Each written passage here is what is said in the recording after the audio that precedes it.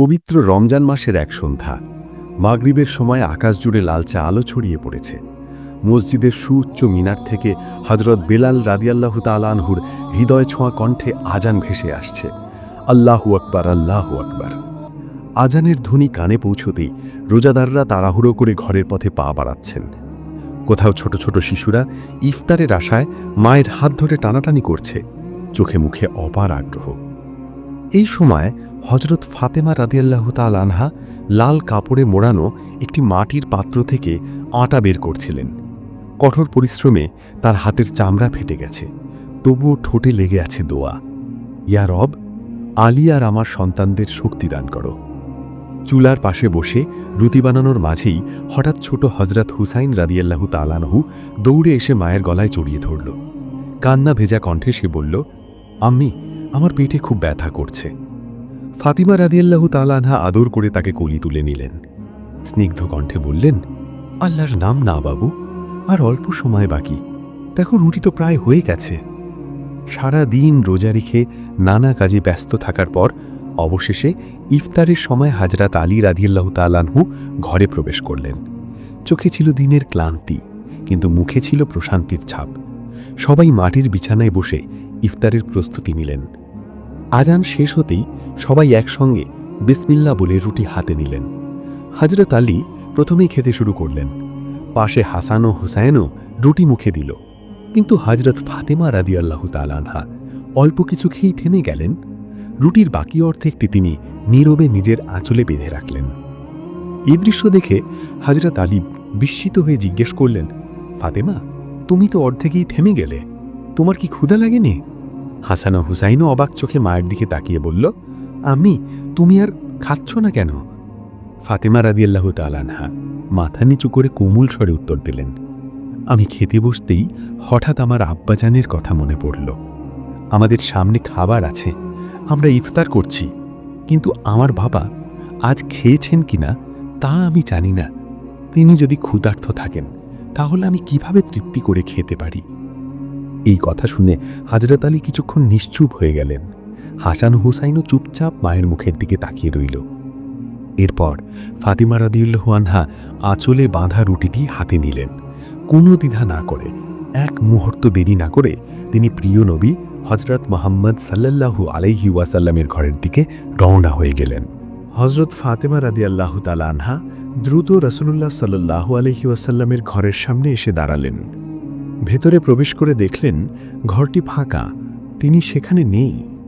মুহূর্তেই ফাতেমার হৃদয়ে এক ধরনের উদ্বেগ নেমে এলো, আব্বাজান কোথায় গেলেন? তারপরই মনে হলো নিশ্চয়ই তিনি মসজিদে মাগরিবের নামাজ আদায় করছেন। এই ভাবনায় ফাতেমা রাদিয়াল্লাহু তাআলা আনহা দরজার কাছেই দাঁড়িয়ে রইলেন। হৃদয়ের গভীরে একটাই আকাঙ্ক্ষা, আব্বাজান ফিরে আসবেন আর তিনি নিজের হাতে তার মুখে খাবার তুলে দেবেন। কিছু সময় পর রাসূলুল্লাহ সাল্লাল্লাহু আলাইহি ওয়াসাল্লাম ঘরে ফিরলেন। দরজার সামনে কন্যাকে দাঁড়িয়ে থাকতে দেখে তার ঠোঁটে এক কোমল হাসি ফুটে উঠল। কিন্তু ফাতেমার চোখের গভীরতা দেখে তিনি বুঝে গেলেন আজ কিছু একটা ভিন্ন ব্যাপার আছে। স্নেহমাখা কণ্ঠে তিনি জিজ্ঞেস করলেন, ফাতেমা, তুমি এখানে দাঁড়িয়ে আছো কেন? এই বলে তিনি কন্যার হাত ধরে ভেতরে নিয়ে এলেন। ফাতেমা রাদিয়াল্লাহু তাআলা আনহা আবেগে কাঁপা কণ্ঠে বললেন, আব্বাজান, আজ ইফতারের সময় আপনার কথা বারবার মনে পড়ছিল। ভাবছিলাম আপনি আজ খেয়েছেন কিনা, তাই আমার খাবারের অর্ধেকটা আপনার জন্য নিয়ে এসেছি। এই কথা শুনে নবী সাল্লাল্লাহু আলাইহি ওয়াসাল্লামের চোখ অশ্রু সজল হয়ে উঠল। চোখের পানি গড়িয়ে তার পবিত্র দাড়িতে পড়তে লাগল। কাঁপা কণ্ঠে তিনি বললেন, ও ফাতেমা, তুমি আজ যদি আমার জন্য খাবার না আনতে তবে হয়তো আজ আমার টানা চতুর্থ দিন হতো, আমি না খেয়েই থাকতাম। এই কথা শোনা মাত্রই ফাতেমা রাদিয়াল্লাহু আনহা আর নিজেকে সামলাতে পারলেন না। তার চোখের অশ্রু অবিরাম ঝরতে লাগল। তিনি আঁচল খুলে রুটিটি বের করলেন এবং ছোট ছোট করে ছিঁড়ে নিজ হাতে রাসূলুল্লাহ সাল্লাল্লাহু আলাইহি ওয়াসাল্লামের মুখে তুলে দিতে লাগলেন। কাঁপা স্বরে তিনি বললেন, আব্বাজান, আজ তো আপনি কিছু খেলেন, কিন্তু যদি আগামীকাল খাবার না থাকে, যদি আমরা কাল না খেতে পারি? কন্যার এই ভালোবাসা, এই দুঃখ, এই অশ্রু ভেজা কণ্ঠ শুনে রাসূলুল্লাহ সাল্লাল্লাহু আলাইহি ওয়াসাল্লাম গভীর মমতায় ফাতেমার মাথায় হাত রাখলেন। শান্ত অথচ দৃঢ় কণ্ঠে বললেন, মা, ধৈর্য ধারো, আরও বেশি ধৈর্য ধারো। আমাদের এই ধৈর্যের বদলায় মহান আল্লাহ আমার উম্মতের গুনাহ ক্ষমা করে দেবেন। এই কথা শুনে ফাতেমা রাদিয়াল্লাহু আনহা চোখের পানি মুছে নিলেন, কিন্তু হৃদয়ের ভেতর সেই ভালোবাসা আরও গভীর হয়ে গেল।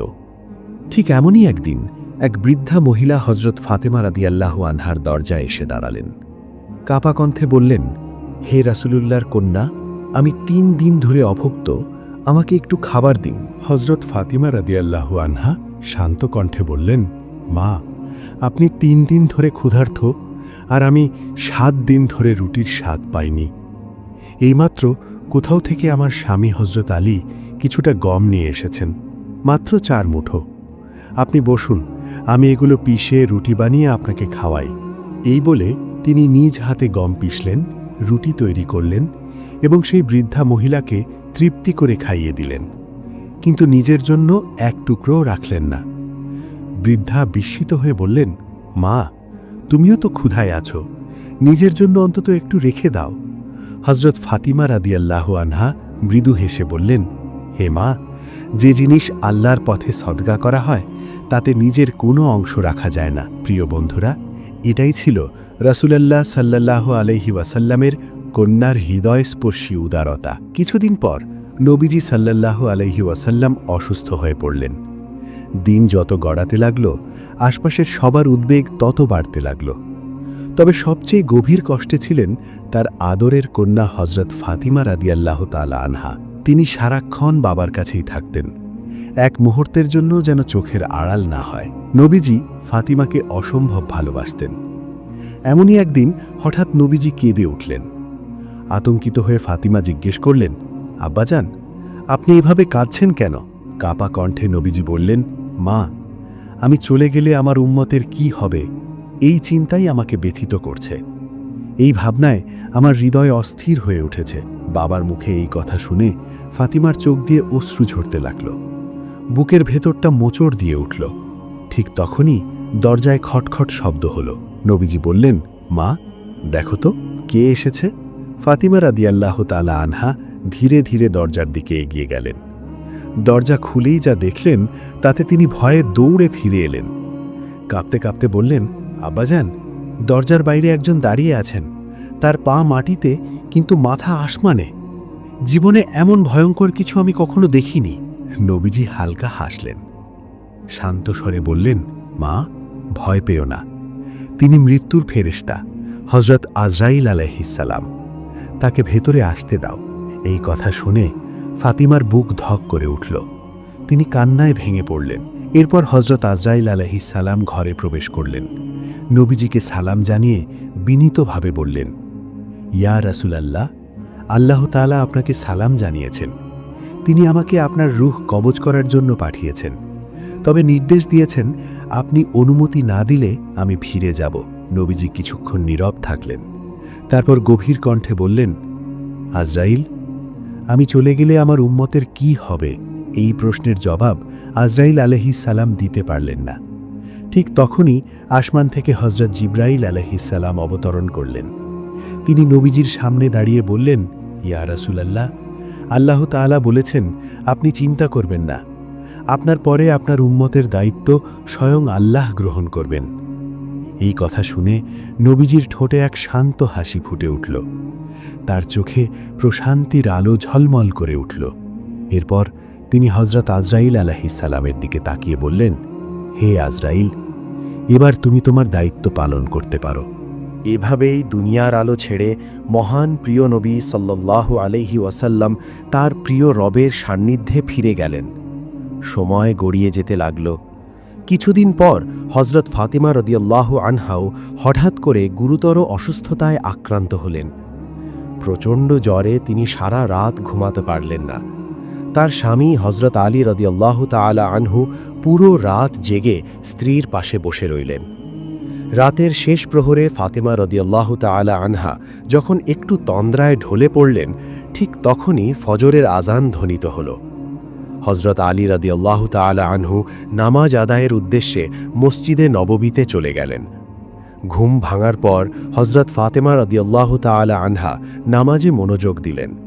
নামাজ শেষে অসুস্থ শরীর নিয়েই তিনি আগের মতো ঘরের কাজ শুরু করলেন। কিছুক্ষণ পর হযরত আলী ফিরে এসে দেখলেন ফাতিমা চাকি পিষছেন। বিস্ময় আর দুঃখের কণ্ঠে তিনি বললেন, হে ফাতিমা, তুমি কি নিজের প্রতি একটুও দয়া করছো না? তুমি এত অসুস্থ, তবুও চাকি পিষছ। ফাতেমা রাদিয়াল্লাহু তাআলা আনহা শান্ত স্বরে উত্তর দিলেন, আমি কখনো আমার দায়িত্বে অবহেলা করব না যতক্ষণ না মৃত্যু এসে আমাকে নিয়ে যায়। আমার বাবা রাসূলুল্লাহ সাল্লাল্লাহু আলাইহি ওয়াসাল্লাম আমাকে আল্লাহর ইবাদাত করতে এবং আপনার আনুগত্য করতে শিখিয়েছেন। তিনি সব ঘরের কাজ শেষ করে আবার চাকি পিষতে লাগলেন। পিষতে পিষতেই তার চোখ দিয়ে অশ্রু ঝরতে লাগল। হযরত আলী লক্ষ্য করলেন সব কাজ শেষ, কিন্তু তার স্ত্রী কাঁদছেন। তিনি উদ্বিগ্ন হয়ে জিজ্ঞেস করলেন, হে ফাতিমা, তুমি কাঁদছ কেন? এই পানি এত গরম কেন? আর একসঙ্গে এত আটা পিষছ কেন? ফাতিমা রাদিয়াল্লাহু তাআলা আনহা কান্না জড়িত কণ্ঠে বললেন, হে আমার স্বামী, আজ আমি একটি স্বপ্ন দেখেছি। স্বপ্নে দেখলাম আমার বাবা রাসূলুল্লাহ সাল্লাল্লাহু আলাইহি ওয়াসাল্লাম কিছু খুঁজছেন। আমি জিজ্ঞেস করলাম, হে আমার প্রিয় বাবা, আপনি কি খুঁজছেন? তখন তিনি বললেন, হে আমার আদরের কন্যা ফাতিমা, আমি তোমাকেই খুঁজছি। কাঁদতে কাঁদতে তিনি আরও বললেন, আজ আমার দুনিয়ার শেষ দিন। আজ আমি আল্লাহর কাছে চলে যাব। আজ তোমার সঙ্গে আমার দাম্পত্যের ইতি ঘটবে। আজ আমার সন্তানদের মাথা থেকে মায়ের ছায়া সরে যাবে। এই কথা শুনে হযরত আলী রাদিয়াল্লাহু তাআলা আনহু আর নিজেকে সামলাতে পারলেন না, জোরে জোরে কাঁদতে লাগলেন। ভারাক্রান্ত কণ্ঠে বললেন, হে ফাতিমা, এখনও তো আমার হৃদয় থেকে রাসূলুল্লাহ সাল্লাল্লাহু আলাইহি ওয়াসাল্লামের বিচ্ছেদের বেদনা দূর হয়নি, আর এখন তুমি আমাকে তোমার বিদায়ের কথা শোনাচ্ছ। আমি এই শোক কিভাবে সহ্য করব? তখন হযরত ফাতেমা রাদিয়াল্লাহু তাআলা আনহা অশ্রুসিক্ত চোখে স্বামীর দিকে তাকিয়ে বললেন, যেভাবে তুমি আমার বাবা রাসূলুল্লাহ সাল্লাল্লাহু আলাইহি ওয়াসাল্লামের বিদায়ের কষ্ট সহ্য করেছ, ঠিক সেভাবেই আমার বিদায়ের কষ্ট সহ্য করে নিও। হযরত আলী রাদিয়াল্লাহু আনহু আবার জিজ্ঞেস করলেন, এই পানি এত গরম কেন হচ্ছে, আর একসঙ্গে এত আটা কেন পিষছ? হে ফাতেমা, আজও তুমি এসব কাজ করছো? তুমি অনেক কষ্ট করেছ, এখন একটু বিশ্রাম নাও। হযরত ফাতেমা রাদিয়াল্লাহু আনহা চোখের পানি মুছতে মুছতে বললেন, হে আমার প্রিয় স্বামী, আমারও তো তোমার হক আদায় করতে হবে। আমার সন্তানদের প্রতিও আমার দায়িত্ব আছে। আমি পানি গরম করছি যাতে নিজের হাতে তাদের গোসল করিয়ে দিতে পারি। আটা পিষছি যাতে তুমি আর আমার সন্তানেরা এটি দিয়ে রুটি বানিয়ে খেতে পারো। আমি তোমাদের কাপড়ও ধুয়ে রেখেছি যাতে আমার বিদায়ের পর তোমরা অপরিষ্কার কাপড় পরতে না হও। কান্নাজড়িত কণ্ঠে তিনি আরও বললেন, আমার চলে যাওয়ার পর তুমি নিজ হাতে আটা মেখে আমার সন্তানদের রুটি বানিয়ে খাওয়াবে। এই কথা বলেই হযরত ফাতেমা রাদিয়াল্লাহু আনহা জোরে জোরে কেঁদে উঠলেন। তার কান্না দেখে হযরত আলী রাদিয়াল্লাহু আনহুও নিজেকে আর ধরে রাখতে পারলেন না। তিনিও অঝরে কাঁদতে লাগলেন। হযরত আলী তাকে শান্ত করার চেষ্টা করে বললেন, এখনই সব কাজ বন্ধ করো ফাতেমা। কিন্তু তখনই ফাতেমা রাদিয়াল্লাহু আনহার শারীরিক অবস্থা আরও খারাপ হয়ে গেল। তার জ্বর বেড়ে গেল, স্বামী কাঁদছেন, স্ত্রীও কাঁদছেন, ঘর জুড়ে যেন শোকের ছায়া নেমে এলো। ঠিক সেই সময় ঘরে প্রবেশ করলেন হযরত ইমাম হাসান রাদিয়াল্লাহু আনহু ও হযরত ইমাম হুসেন রাদিয়াল্লাহু আনহু। মা বাবাকে কাঁদতে দেখে তারা দৌড়ে এসে মায়ের গলায় জড়িয়ে ধরলেন। প্রিয় বন্ধুরা, একবার কল্পনা করে দেখুন তো কেমন ছিল সেই মুহূর্ত।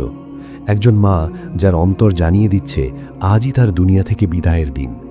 আজই তিনি তার আদরের সন্তানদের থেকে বিচ্ছিন্ন হবেন। আজই এই সংসার ছেড়ে চলে যাবেন। তার হৃদয়ে কত গভীর বেদনা জমে উঠেছিল। সন্তানদের ভবিষ্যৎ কি হবে? কে তাদের খাওয়াবে? রাতে কে তাদের ঘুম পাড়াবে? এই ভাবনায় হযরত আলী রাদিয়াল্লাহু আনহু আরও জোরে কাঁদতে লাগলেন। হযরত ফাতেমা রাদিয়াল্লাহু আনহাও অশ্রুসিক্ত হয়ে পড়লেন। মা বাবাকে কাঁদতে দেখে ইমাম হাসান ও ইমাম হুসেন রাদিয়াল্লাহু আনহুও কান্নায় ভেঙে পড়লেন। তারা কাঁদতে কাঁদতে জিজ্ঞেস করলেন, হে আব্বাজান, আপনি কাঁদছেন কেন?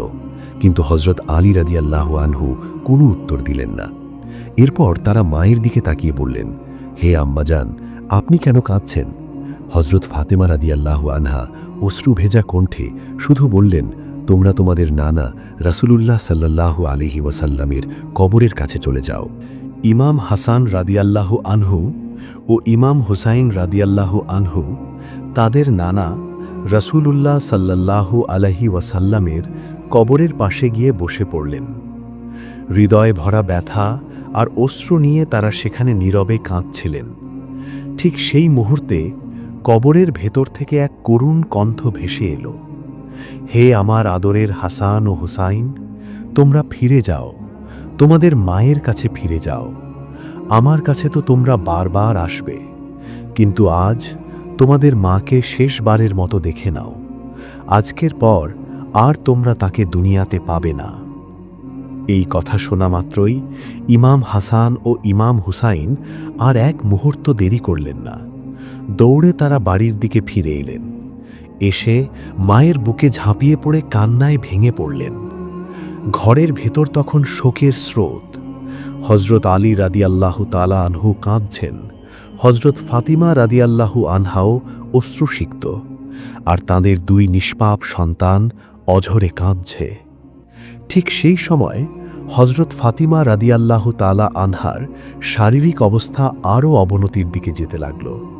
তিনি দুর্বল দৃষ্টিতে স্বামীর দিকে তাকিয়ে বললেন, হে আমার প্রিয় স্বামী, আপনার কাছে আমার 3টি অনুরোধ আছে।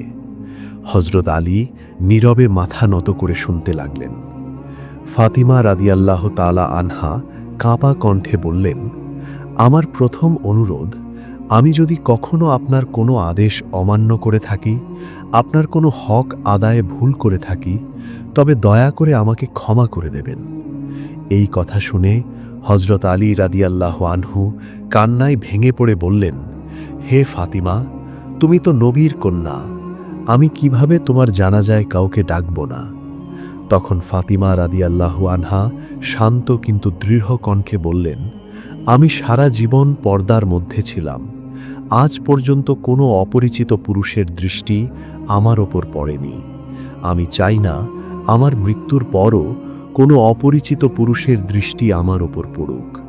সন্ধ্যা নামলে, অন্ধকার হলে তখনই আমাকে দাফন করবেন। এই কথা শুনে হজরত আলী রাদিয়াল্লাহু আনহু ফুপিয়ে ফুপিয়ে কাঁদতে লাগলেন। হজরত ফাতিমা রাদিয়াল্লাহু আনহার চোখ থেকেও অশ্রু ঝরছিল। ইমাম হাসান ও ইমাম হুসাইন রাদিয়াল্লাহু আনহুও অঝরে কাঁদছিলেন। প্রিয় বন্ধুরা, একবার কল্পনা করুন সেই হৃদয় বিদারক দৃশ্য। একজন মা চিরতরে দুনিয়া ছেড়ে যাওয়ার প্রস্তুতি নিচ্ছেন, আর তার ছোট ছোট নিষ্পাপ সন্তানরা তার পাশে বসে ফুপিয়ে কাঁদছে। এরপর হজরত ফাতিমা রাদিয়াল্লাহু তাআলা আনহা ধীরে করে আরেকটি কথা বললেন, আজ আমি রোজা রেখেছি।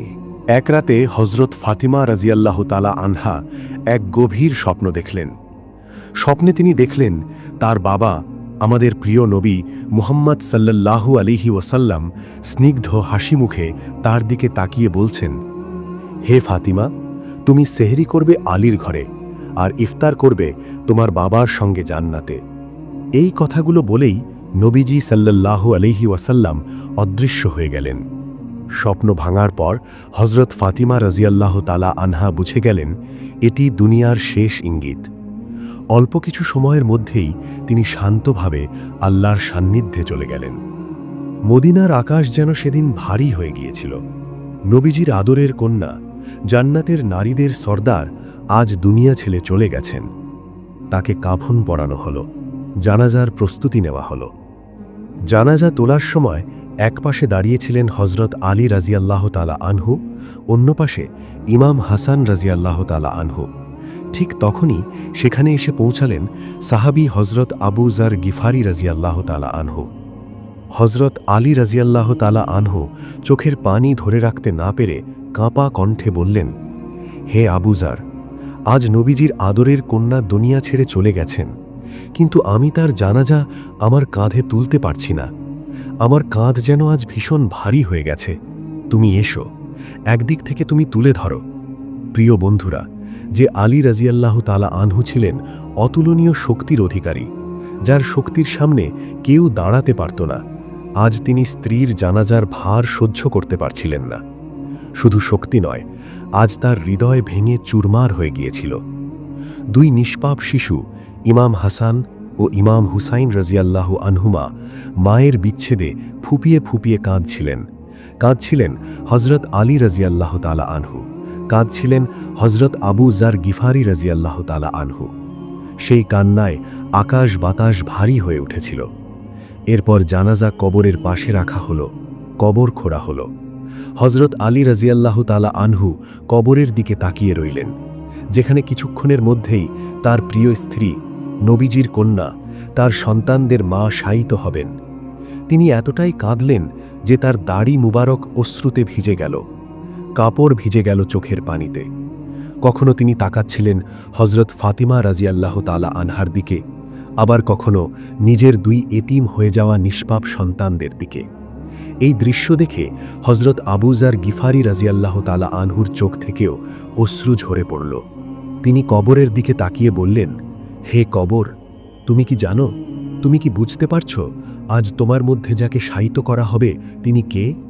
তিনি মুহাম্মদ সাল্লাল্লাহু আলাইহি ওয়াসাল্লামের কন্যা, তিনি আলী রাজিয়াল্লাহ তালা আনহুর স্ত্রী, তিনি ইমাম হাসান ও ইমাম হুসাইন রাজিয়াল্লাহু আনহুমার মা।